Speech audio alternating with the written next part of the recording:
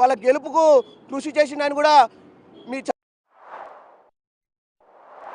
మీ seat కోసం ఆశిస్తున్నారు. Competition కూడా ఎక్కువగానే ఉంది. ఇప్పటికీ వాళ్ళు కూడా దరఖాస్తు చేసుకున్నారు. వాళ్ళందరినీ కాదని చామల కిరణ్ గారిని ఎంపీగా నిలబెడతారన్న కాన్ఫిడెన్స్ మీ అందరిలో ఉందా? 100% మాకు కాన్ఫిడెన్స్ ఉంది.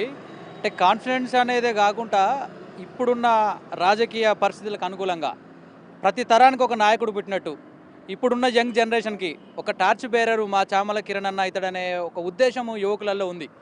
పాత తరపు నాయకుల ఆలోచన విధానాన్ని క్రోడీకరించి రేవంత్ రెడ్డి గారి నాయకత్వంలో కొత్త తరం నాయకత్వాన్ని నిర్మించే క్రమంలో తీవ్రమైన పోరాటం చేసిన కాంగ్రెస్ పార్టీ విజయం కోసం, కాంగ్రెస్ పార్టీ నిర్మాణం కోసం చామల కిరణ్ కుమార్ రెడ్డి గారు. అదేవిధంగా ఇప్పుడు పాత నాయకత్వం నుంచి వెళ్ళి కొత్త నాయకత్వం రూపొందించలేకపోతే పార్టీ భవిష్యత్తు కూడా ఇబ్బంది అవుతుందనే ఉద్దేశంతో కొత్త జనరేషన్, యంగ్ జనరేషన్ మొత్తం చామల కిరణ్ అన్నని కోరుకుంటారు. మా యొక్క పార్లమెంట్ పరిధి వరకు ఇలా ఒక యంగ్ జనరేషన్ నుంచి ఒక లీడర్ వస్తే ఒక రెండు తరాలకు నాయకత్వంలో ఏమీ ఉండదు, కొత్త నాయకులు తయారవుతారనే ఆలోచన విధానంతో భువనగిరి పార్లమెంట్ పరిధిలో ఉన్న ప్రతి యువకుడు చామల కిరణ్ కుమార్ రెడ్డి గారిని కోరుకుంటారు.